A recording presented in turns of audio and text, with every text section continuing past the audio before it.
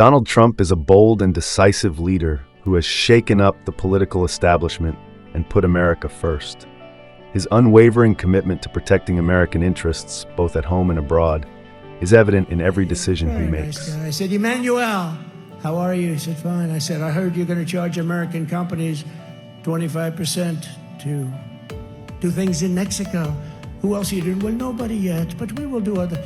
I said, no, but you're not going to do it, Emmanuel. You're not going to, no, Donald, it has already passed. I said, well, you better unpass it, because if you don't unpass it, you're going to pay a 100% tariff on all wines and champagnes that are shipped into the United States starting tonight. No, you cannot do that, Donald. You cannot do that. I said, I can do that. In fact, I'm just signing it right now. No. Okay, Donald, look, okay, I'm not going to charge. We're not going to do it. That was the end of it, Mike. That was the end of it. It was so easy. You think Joe Biden can tell you about it? He doesn't have a clue. I have a lot of friends, they take vacations for 6 weeks and 8 weeks and 3 months, and they're never happy. So I watched my father, so I like to work. No drugs, no alcohol, no cigarettes. Repeat after me, and I'd have to repeat. They go, people that can handle pressure can be entrepreneurs, can be successful. Trump's background as a successful businessman gives him a unique perspective on economic issues, and his policies have led to unprecedented growth and job creation. Since my election, we have created 7 million new jobs, 5 million more than government experts projected during the previous administration. The unemployment rate is the lowest in over half a century. And very incredibly, the average unemployment rate under my administration is lower than any administration in the history of our country. Youth unemployment has reached an all-time low. African American poverty has declined to the lowest rate ever recorded. Veterans' unemployment rate dropped to a record low. The unemployment rate for disabled Americans has reached an all-time low. His tax cuts and deregulatory efforts have unleashed the potential of the American economy, benefiting workers and businesses alike. We are absolutely destroying these horrible regulations that have been placed on your heads over not 8 years, over the last 20 and 25 years. We're going to be doing things that are going to be very good for the banking industry so that the banks can loan money to people that need it. I speak to people all the time. They used to borrow money from banks to open up. There was one in Nevada where to open up a pizza shop, he had 3 shops, he had a bank, and he said, you know, at that time he called me Mr. Trump because I hadn't won yet.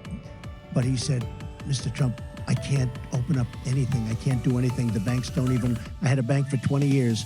Now they don't even take my phone call, and I was always a very good customer. So I haven't been able to do what I do. They can't do it. I mean, people get insulted. But, you know, it's not necessarily the man that's making a lot of money that's running the bank. You look at the folks from government that are running all over the banks, they're running the banks. And the people that are really, you know, the head people, they're petrified of the regulators. They're petrified. They can't move. The regulators are running the banks. One of Trump's greatest strengths is his fearlessness in confronting our nation's adversaries. Well, I have to say, I think it's very sad when Germany makes a massive oil and gas deal with Russia, where you're supposed to be guarding against Russia, and Germany goes out and pays billions and billions of dollars a year to Russia. So we're protecting Germany, we're protecting France, we're protecting all of these countries. And then numerous of the countries go out and make a pipeline deal with Russia where they're paying billions of dollars into the coffers of Russia. So we're supposed to protect you against Russia, but they're paying billions of dollars to Russia. And I think that's very inappropriate. And the former chancellor of Germany is the head of the pipeline company that's supplying the gas. Ultimately, Germany will have almost 70% of their country controlled by Russia with natural gas. So you tell me, is that appropriate? I mean, I've been complaining about this From the time I got in, it should have never been allowed to have happened. But Germany is totally controlled by Russia because they were getting from 60 to 70% of their energy from Russia and a new pipeline. And members of the alliance, in saying that NATO members must finally contribute their fair share and meet their financial obligations. But 23 of the 28 member nations are still not paying what they should be paying and what they are supposed to be paying for their defense. This is not fair to the people and taxpayers of the United States.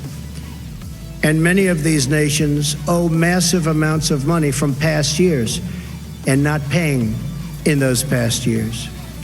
Over the last 8 years, the United States spent more on defense than all other NATO countries combined. If all NATO members had spent just 2% of their GDP on defense last year, we would have had another $119 billion for our collective defense and for the financing of additional NATO reserves. Whether it's standing up to China on trade, we do healthcare, we do lots of different services, but the big service is manufacturing. Everything's made in China, for the most part, between China, India, and others, but China in particular. And frankly, they're sending stuff over here, and we're paying for it. And, you know, it's sort of interesting. Very little tax, if any, paid, and yet you can't do business in China. You're not allowed to do business in China. It's almost impossible to do business in China, and yet they take our business from North Carolina, from South Carolina, from Alabama. They make toys. They then sell them to this country.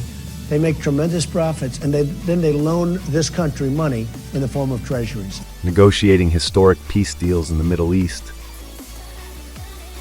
These agreements will serve as the foundation for a comprehensive peace across the entire region, something which nobody thought was possible, certainly not in this day and age, maybe in many decades from now, but one founded on shared interests, mutual respect, and friendship.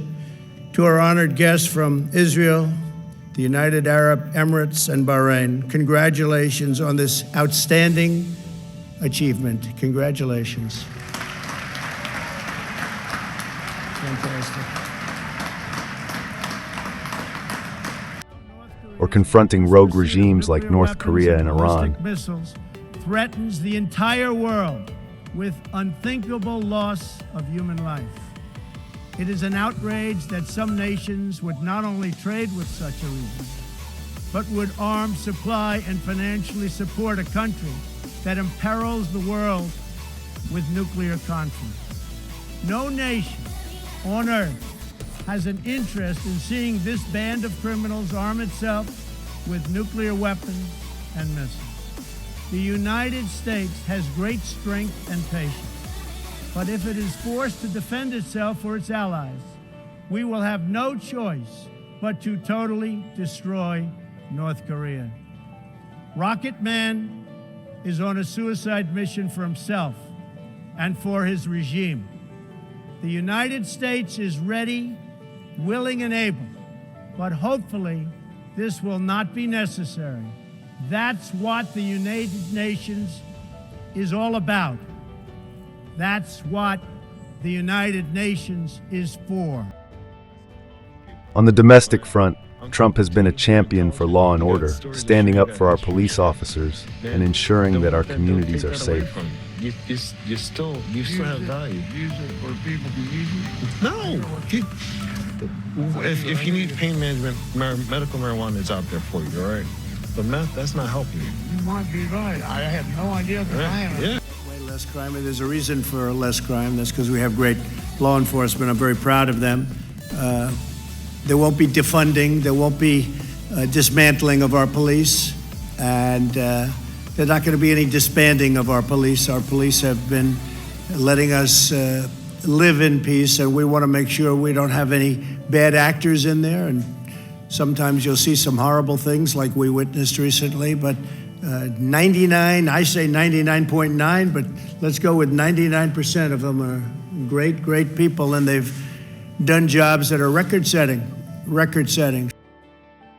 His tough stance on immigration has prioritized border security and national sovereignty. Congress has 10 days left to pass a bill that will fund our government, protect our homeland, and secure our very dangerous southern border.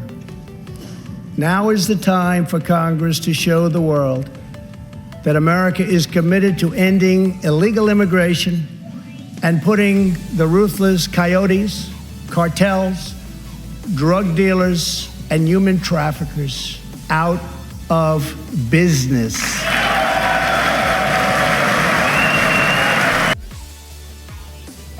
Despite facing unprecedented opposition from the media and political elites, Trump has remained steadfast in his mission. Remember I said one person. How many cases were here when I issued the ban? Did you know? No. You have to do your research. How many? I did my research. On the 23rd of March, you said you knew this was going to be a pandemic. Can I tell you what? I did know it. I did know it. All I have to do is look. So you knew Anybody knew it. Just, are you ready? How many cases were in the United States when I did my ban? How many people had died in the United States? So do you acknowledge that you didn't think? Keep your voice down, to please. spread? Keep your voice down. Did you not? How many cases were in the United States? I did a ban where I'm closing up the entire country. How many people died?